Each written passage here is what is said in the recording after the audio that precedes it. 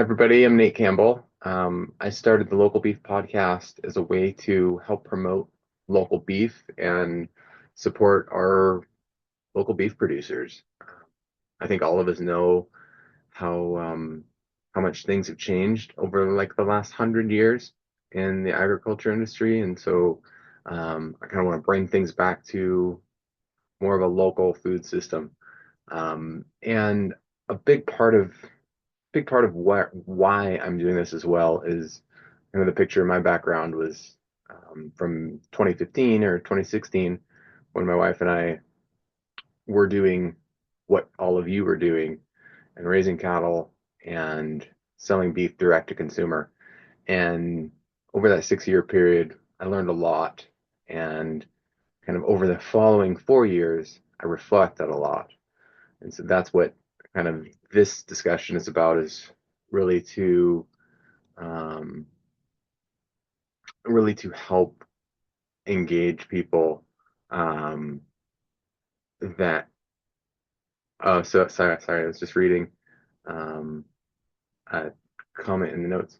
So really, this is just a way to for me to, one, follow this passion of mine by starting a podcast, but also to give back and help you as a producer, um, to know and understand things. And really, what I talked about last week and we'll continue talking about this week is the main reason I feel like our beef business failed and how you can avoid that with your beef business.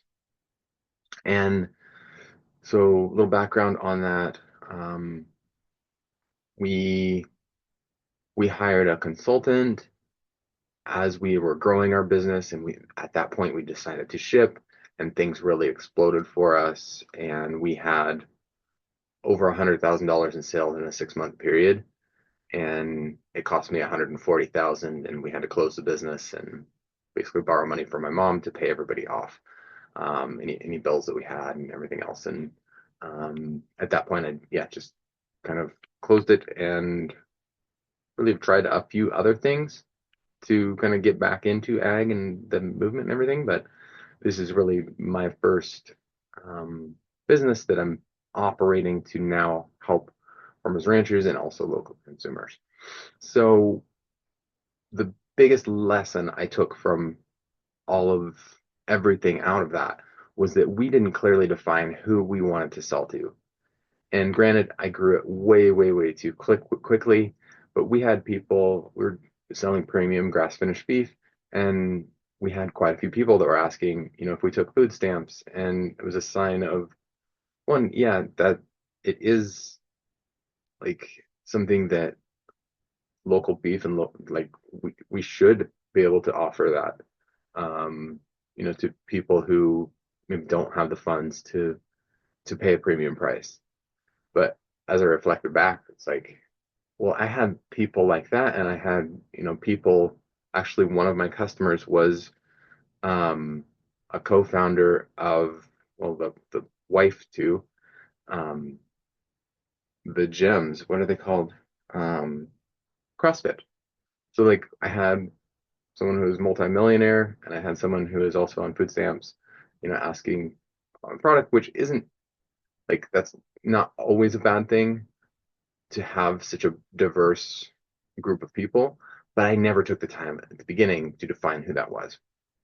So today I'm gonna show you a few examples of how you can look at um, other companies. A lot of them, these you're going to be familiar with, and I think through their advertising and marketing, you can really identify with these who you are branding towards or who you want to brand towards. So what I'm going to share are gift baskets. And just imagine that your beef is a part of these gift baskets. Okay. And let's just say it's a coupon, right? So in any one of these gift baskets, there's going to be a gift certificate for your beef. Okay. So I'm going to share my screen. Share screen two. Okay.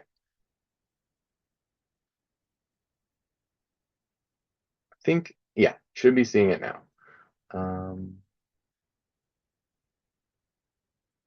cool. Okay, so the very first example is Dollar Tree. Okay, so I think we all are pretty familiar with Dollar Tree, and what I found here is they've got different variety of gift baskets. They're gonna cost anywhere from $10 to $20. Okay, but they're pretty basic, right? Like, but still, these are gifts that people are buying for other people. Okay, so that's kind of first. Next is Walmart.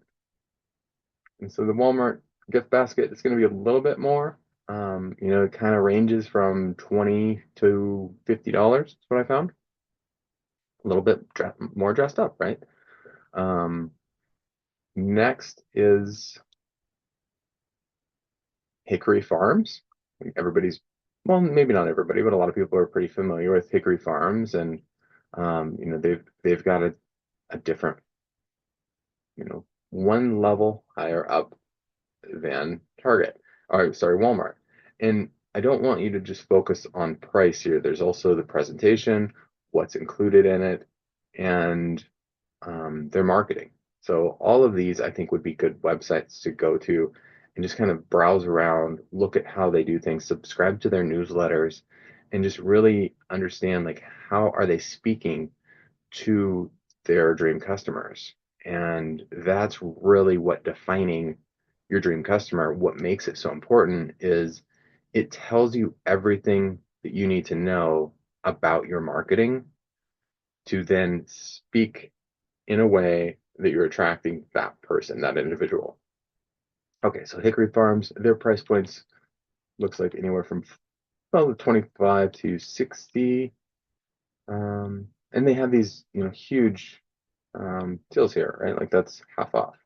That's um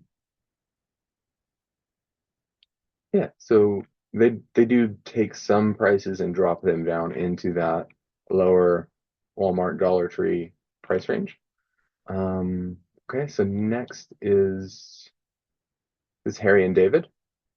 Oh, what happened? Okay.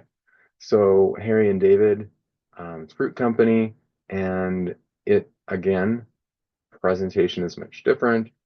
If we just look at Harry and David versus Hickory Farms, you even the the pictures on their website, it's just presenting it in a different way. You can see the ribbons around the baskets, right? And they've got it a little bit more dressed up. Um, their price range is looks like anywhere from 50 to close to 200, maybe a little over 200. Um, so then, of course, we can continue going up in price. And this one is Williams and Sonoma.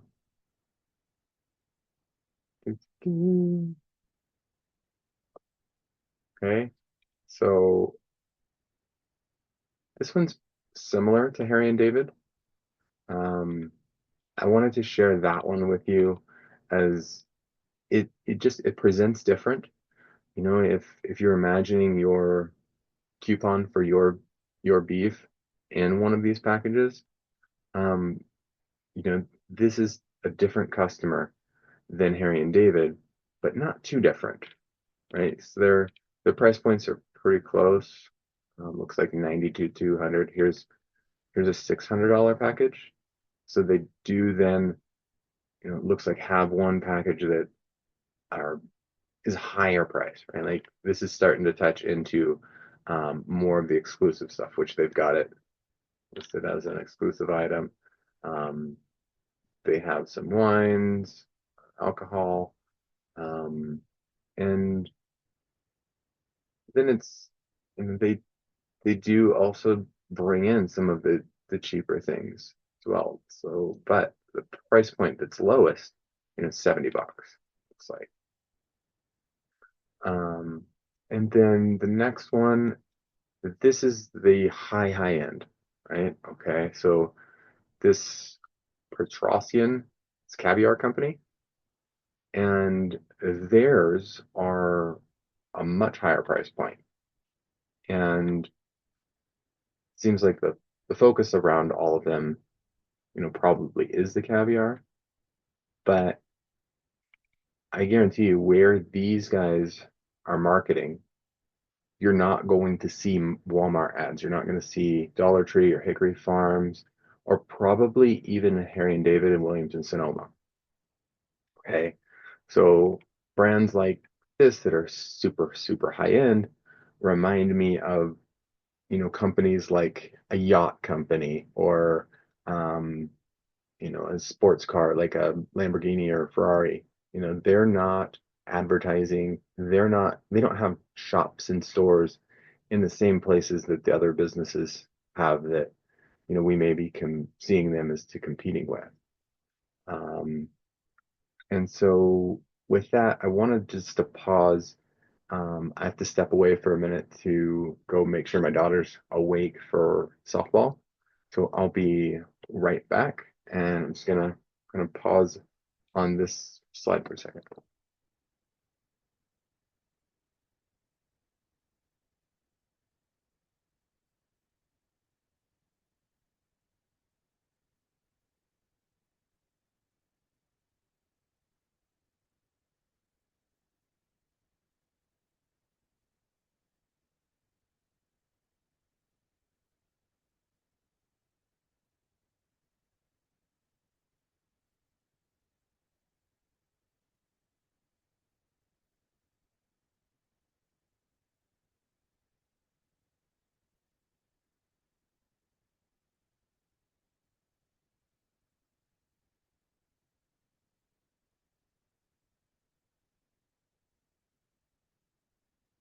Okay, I'm back. So this is a point in the weekly Zoom where I want to stop and do some Q&A. So I'm going to stop sharing my screen. So we had a question last week from a rancher here in Montana about marketing and what to continue doing for marketing if you're not currently selling beef direct to consumer. In this case, they're working with co-op and they are doing um, more sales that are gosh darn, my mind's somewhere else this morning. They're doing more sales that are with grocery stores and things like that. And so I think their question is, should we continue or like be consistent or start um, a messaging campaign of either email newsletter, blog, um, YouTube, social media, and things like that. And they're not very big fans of social media, which I'm kind of also in that camp. I've quit my social media basically when we stopped selling beef. Kept the accounts, but haven't really used them. And, we'll begin using them again to help promote this brand. But the way I explained it and wanted to explain it to you all is that messaging serves a couple purposes. One, it's it's keeping track of everything that you're doing, right? It's not just the photos that you're taking.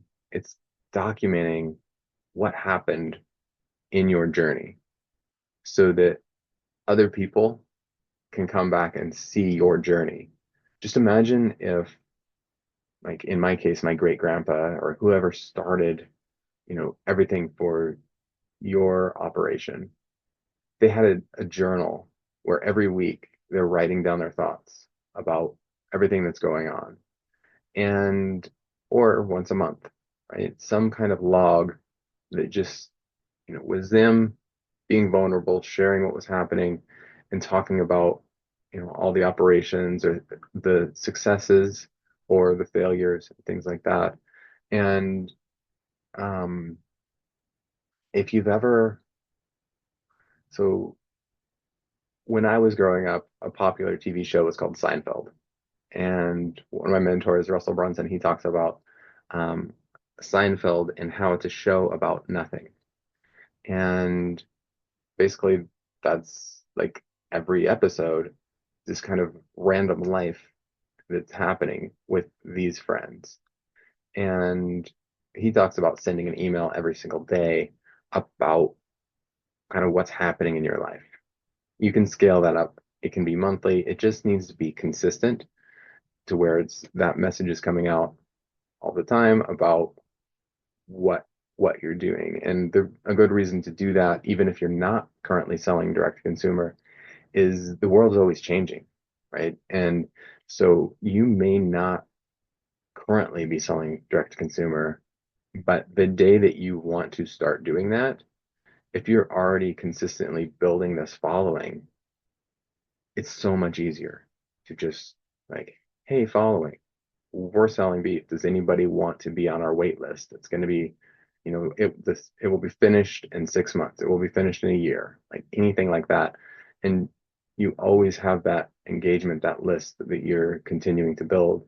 And it's something that, you know, also is a measure, right? So you can track like what's our list at today and what's our list at, and I'm saying list, but that's like how many email subscribers you have, because that is really one of the only lists that you can own of people. Um, you can collect phone numbers and have a text list, but that's a bigger barrier to entry than just the emails, right? And I don't think email is going away. And like it's always been now it's always been something that we use as a trusted source for information. And also we have to have one to get a lot of different accounts, right? Like um so a lot of brands, like if you look at basically all those brands I shared today, they're all going to have on their website a way for you to subscribe to their email. So that's kind of, a starting point in that list building, but also being consistent with it, and being open about how often they're going to receive messaging from you, right? Like if it's currently once a year, reach out, ask them, would you like to hear from us more, right? Um, Maybe that's once a month, or are we, are you hearing too much from us? Another thing, with that is everybody can go into a different bucket and segment, right? Um, so we have, our customers, we have our diehard customers, we have our potential customers, and we have people that are vegans who just want to buy a gift basket for their friend that is regenerative agriculture beef, right? Like that's definitely something that is a possibility. Um, and so, yes, absolutely. I think that you should continue building your brand, um, and doing things that help promote, local beef and other local products as well. That's another avenue that you can take, as we see with these, gift baskets. If you start to think outside of these companies and think about your local community, is there an orchard nearby? Is there someone who's producing cheese? Is there a vineyard that you could partner with? And in that case, you also don't have to be selling a product to promote what they're doing and then get a commission from, the sales that you help bring to them. So that's a, I wanted to say thanks for the question. Definitely, if there's things that are on your mind or questions or different things you want me to bring up, definitely email me, Nate at Local Beef Podcast or Local Beef Productions. And yeah, so with that being said, now I'm going to look at some beef brands. And so I'm going to share my screen again. Okay.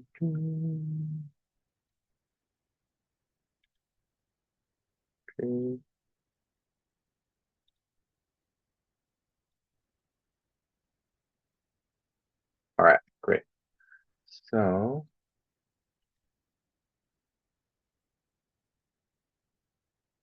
this is basically what I found for the Caviar company um, of beef. Okay, so this is called Holy Grail Steak Company, and so I wanted to share what they are doing, as well as Allen Brothers, great great steakhouse steaks. My wife Julie and I went out to dinner for Valentine's and got introduced to Allen Brothers. Is that's what basically at the restaurant we went to, that's a high-end restaurant, the Allen Brothers steaks replaced the local Montana raised beef that they were serving in the restaurant. And then the other one you're probably more familiar with is Omaha Steaks. So I'm going to start here at Omaha Steaks. They're kind of more an entry level um, online steak company and brand. I'd say this is more like the Harry and David type. Most people are pretty familiar with them. Omaha Steaks has been around quite a while. They may have been one of the first to actually ship beef direct to consumer. They grew by doing a lot of giveaways, which is kind of the same way that I grew our beef business. And when you do that, a lot of people that are interested in giveaways may not have the same resources that people who don't really care if they get something, absolutely free or if they pay, a higher price for it. So these are some of the bundles that you can get, and you can see the price point that's closer to what you saw with Harry and David. Um, I'd say that Allen Brothers, it's going to be more like Williams and Sonoma, where there are some, this is $400. Um, it's kind of a bigger range. And then I didn't really, on Holy Grail, I didn't find any really bundles. They were actually, at least according to their website, mostly sold out of everything. And so it just came here. So one thing I noticed with a lot of the marketing on all of these online companies is they're selling ground beef as these packages for burgers, and there's a photo of burgers. So like this is um, a, a two pack for 20 bucks. And in that two pack, you got to come down here to see that it is two burger patties that are 7 ounces each, that's almost a half pound. So they're selling 14 ounces beef for $20. And then they have a $30 shipping fee on that unless you order over $179. So it's if you just went and just bought that, two pack that's less than a pound, it's going to be about $50, almost $50 a pound for, ground beef that looks like it's Wagyu and I always say that wrong, and a prime, basically just grass fed. Um, it's a 50-50 blend. Okay.